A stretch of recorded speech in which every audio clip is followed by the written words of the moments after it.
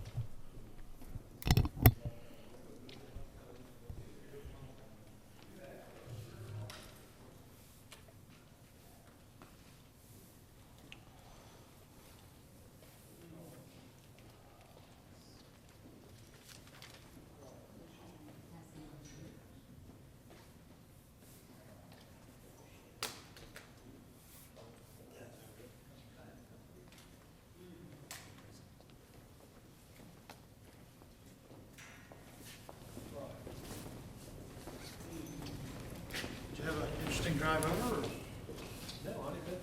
I mean, on some slush and some bridges. Yeah. It's kind of odd. You go to one of them.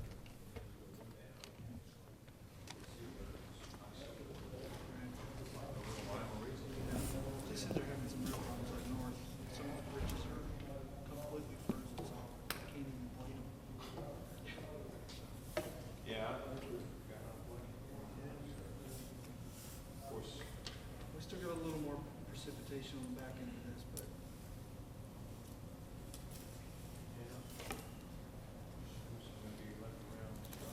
I'm gonna go ahead and make a promise. When it's 95 degrees outside and 100% humidity, I'm not gonna complain. Because I'm done, I'm tired of this. Yesterday was bizarre. I felt like summer. I know. 82 degrees and freezing today. It was amazing.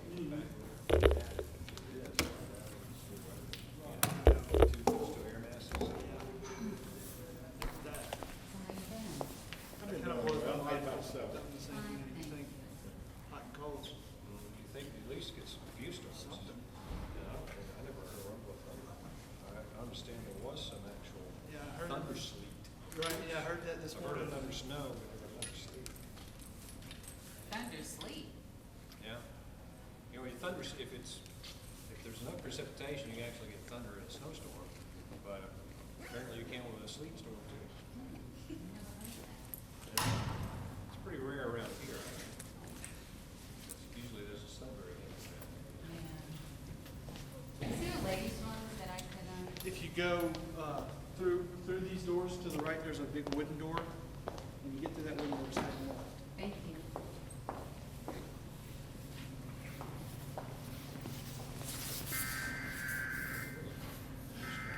Good old weather like this. Oh, I like Jersey Willis. Good word. Now, what I'd like to see what actually what the encoding of that, what you're using is. Because a lot of people think, it's all the same. That's what the guy that set off the nationwide snafu, he just heard this tone, and he thought they're all the same. Huh. Didn't realize he was using a recording. Yeah, that could indent what's up.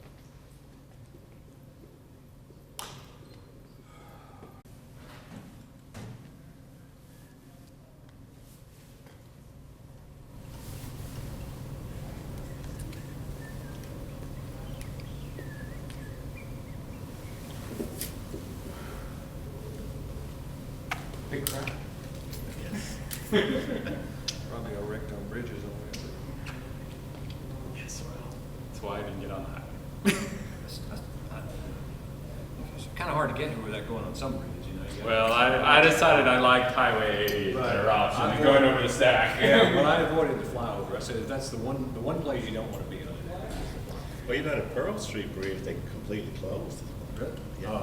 The overpass? Yeah. Yeah. That's dangerous because if you get up there, You're sliding you down. can't stop. Because They said they were gonna try. Greetings. Sir, how are you? I'm good. I tell you Long time no that, see. the Lakeland Bridge there. It's been so long since we've had a weather Looked like it disaster. probably was a problem at one point. Well, But sort of. there was a lot of slush even on it now. How's And it how's the went EP? almost all the way It's all down right. the traffic light there at, I don't trust that, waterworks curve. Yeah, no, Waterworks is dangerous to drive. Yeah. Good. I stopped complaining about summer a long time ago. You know, if I lived someplace that I could ski or Test. something, I You might be good? more interested in winter. Yeah. Test. Paul, can you hear me? Testing 1, 2, 3. Good?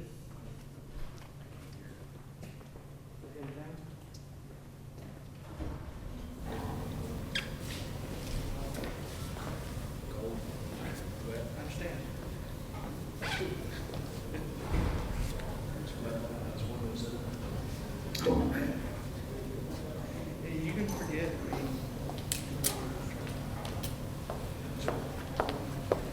All right, y'all set? Governor is all ready. You'll have the governor, Department of Transportation, and our MEMA director, Robert Latham.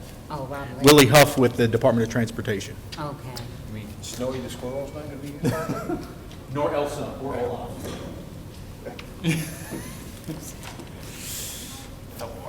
Thor hammers Mississippi. Y'all set? Yeah. Thank you. Randy, you ready? Yep.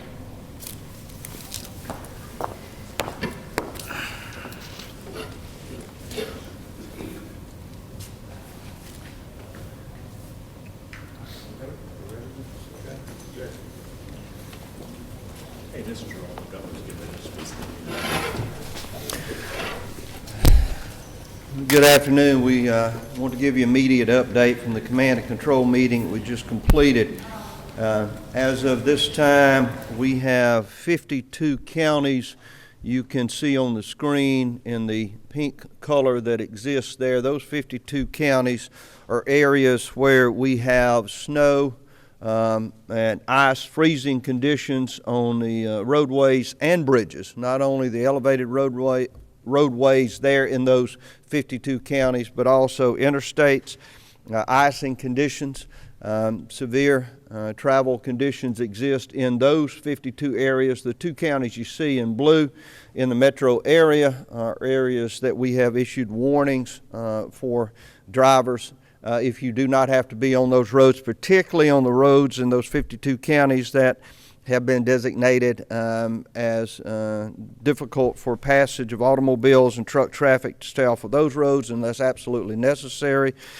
We have 80 school closings, as we have just confirmed. That would be in 58 counties that have one or more schools that have been closed. This morning, approximately 5:30, we were reporting some 10,000 outages of power. Those now are down to 2,752. So the power crews have done a remarkable job. Worst of those conditions exist in Jefferson County with 1,300 power outages there. We have, with the Department of Human Services, shelters in a number of those counties in which particularly the power outages are severe. We have no participation yet in the shelters. We have 5 warming centers in counties that we hope might be utilized and are being utilized now by people who are particularly in the northern part of the state where severe conditions continue to exist. It is often difficult for us in the metro area as we see some limited effect of this winter storm to be reminded that 58 counties are being affected and conditions still exist that would cause an emergency at any time. Our concern at this point is anyone who may be leaving work this afternoon in and around the drive time area around 5 o'clock in the afternoon, be particularly careful. The threatening conditions that we have seen in other states in the past are caused by rush hour traffic.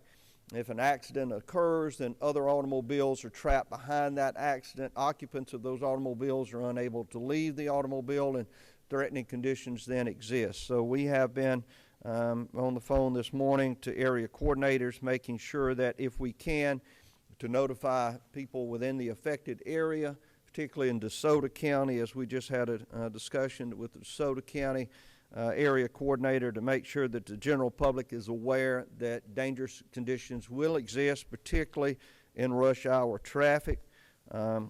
We feel certain that the preparation that has taken place the last couple of weeks has been very beneficial. MDOT has done a remarkable job. These winter weather events have taken place for the last 3 weeks, and as they do, MDOT is there making sure that the roadways are protected, and they are doing so today. I was on the Pearl Street Bridge in downtown Jackson about an hour ago. Ice did exist there on the bridge. It would be very difficult and threatening for anyone to try to drive across that bridge. As you know, we have closed state offices for the remainder of the day. We have, the Department of Human Services has responded to over 100 different calls. Fortunately, we have had no fatalities verified at this time. I believe we've had roughly 125 calls that the Department of Public Safety, along with support from the Department of Transportation, have responded to. Fortunately, those accidents have all been controllable, and no lives have been lost at that time. Conditions for tomorrow, I'll call Robert Latham to talk about those, but we see the temperatures remaining around freezing in the metro area. Fortunately, the winds tonight will be active to help dry the roadways as lower temperatures into the teens will exist in the Jackson area. We hope that the wind throughout the day will help dry the moisture from those roadways and not result in any additional ice accumulation throughout the night. Tomorrow should see a warming trend and into Saturday, so we believe the worst of this event is behind us. I'll now turn to Robert Latham, Director of Mississippi's Emergency Management, to talk a little bit more about preparedness. Robert. Thank you, Governor. First, let me say, I think that nobody more than us is more weary of this winter weather that doesn't seem to want to go away. But as I told many of you the other day, my fear is that the winter weariness and could lead to complacency, which leads to mistakes, which leads to people dying. And we are constantly thinking of ways ahead of what people may do or need to know to make good, conscious, informed decisions about what their preparations should be. And obviously, as the governor said, I think these preparations have paid off. So far, we have not had any fatalities. There is a report of one wreck, I think, in South Hinds County that we're still trying to confirm that, we're not sure, don't have the details on. But the message is that if we get through today, even when the precipitation stops, the temperatures are going to remain below freezing and overnight, very cold, so what moisture is left on the roads will refreeze. If it's not already frozen, you're going to have patches of black ice. Travel in the morning should certainly be better, but people just need to understand that those slick spots on elevated surfaces and bridges could cause you to lose control of your vehicle, cause another accident, another vehicle, people get hurt and people die. So I think given the fact that the power outages have been reduced significantly today, as the governor mentioned, the numbers during this event was much lower than they were last event where we had about 32,000 outages. I think we can probably say a lot of that has to do with the fact that we didn't have a lot of snow waiting on the trees that brought the lines down, had a lot more ice. But the power companies have done a tremendous job. We've learned a lot since the ice storm of '94. A lot of the right-of-ways for the power lines and stuff have been cleared, so we don't have the threat that we used to have. Nonetheless, it's important, I think, to remember that, and I reemphasize time and time again, that the elderly, the homebound, the medically fragile are the ones that I worry about the most in events like this, because I'll just give you a good example. The last system we had last week, we received a call here at the EOC after a press conference we did about concern about people that were elderly, fragile, homebound, and elderly person had lost her power. She was freezing to death, she said. We were able to walk over to the energy desk, and in about an hour we had power restored back to her home. Those are the success stories that you never hear about, but that's a potential life that was saved. So it's important to understand that what we do here is try to make sure we can help our local governments, our local officials, not only prepare the public, but be prepared to respond and mitigate the effects of these disasters. And, we've got a great team here, some of which are up here. The governor, all night and early mornings, we're on the phone constantly talking and briefing, trying to make decisions about the best course of action. So I just ask the public to be prudent, don't get complacent. It's not over yet. I think we're on the backside of it. It's going to get better as we move forward, but by Saturday we should have temperatures in the 60s. So hopefully it'll be gone by then. But I appreciate y'all's support and getting the message out to the general public. Just don't get complacent. Thank you, Robert. I think from this point forward, we'll keep EOC operational personnel gathering situational conditions throughout the state. We have no unmet needs at this time. I do want to stress that this seems to be a non-event, but it appears that way because of the men and women that are on the ground doing their job, that were up all night last night, that have been with MDOT, Department of Public Safety, that each sheriff, local shelters that have been open, the response to this has been phenomenal, and that's why you see, I think, no loss of life and no real damage, because of we've been able to control the message that this remains to be a dangerous condition. And unlike Atlanta last year, we've been able to, with your help, get the information to the general public, and if they do not have to drive, we continue to ask them not to. Any questions? Yes, sir. Are there any, Jeff. besides the Pearl Street Viaduct, are there any roads or bridges that are currently closed? I think if you see on the map, and we can let you respond to that, I'll ask MDOT to respond to that. Willie Huff. We have roads and bridges that are ice covered. They're not closed, and we're got the effort to get slag and sand back on those bridges to be able to continue having them open. The public needs to realize that there's just so much that can be done with the ice that has accumulated until the sun gets out and it warms up.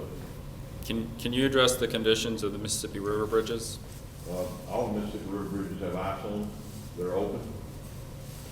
Travel across them are slow. Mississippi owns one bridge, and that's at Natchez, and it's open.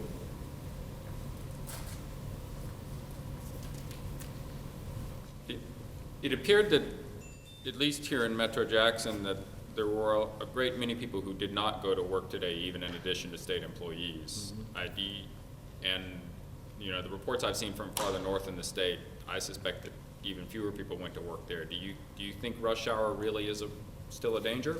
I hope not, but again, if that is the last incident that we would be concerned about. As I told them in the meeting room and command and control situation room just a few moments ago, if we can get past 5 o'clock this afternoon, I believe we'll be fine. As Mr. Huff, Chief Huff just said, we're trying to make sure that we have salt slag on those bridges, but we can't control all of them. And particularly those in rural areas that would be frozen over that we would not be able to get to. But I think we were very prudent in making sure that we closed state offices. If we save one life, we've made the right decision. And I was personally standing on the Pearl River Bridge, the Pearl Street Bridge, just about an hour and a half ago, and it was life-threatening for anyone that would want to pass over it. So the public has responded in a remarkable way, and I think we are all doing our job to make sure that lives are saved and people and property are protected. You mentioned that it's going to drop below, well, it's below freezing now, but then tonight it's going to be cold as well. There's chances of black ice. What are you recommending people do if they have to go out? Are there any particular areas that are going to be more susceptible than others that we can alert them to? Certainly, elevated roadways, bridges. If you can find an alternative route that would take you to your destination, if you have to travel, that would not take you over an elevated roadway, that would be my suggestion. Do not go around any barriers. If there are cones or barriers in front of bridges, they are there for your safety. So anyone needs to realize, do not try to go past one of the barricades that may be set up, even if an individual is not there, a police officer is not there blocking that bridge. We often, times, will put those barricades there until we can get the proper amount of slag and salt put on it. But stay off the bridges and elevated roadways. Governor, in some of the school districts in the northern half of the state, central Mississippi, missed quite a few days here in the last 3 weeks. I know some have already made plans to make up those days on Saturdays or extend the school year. Should the state or could the state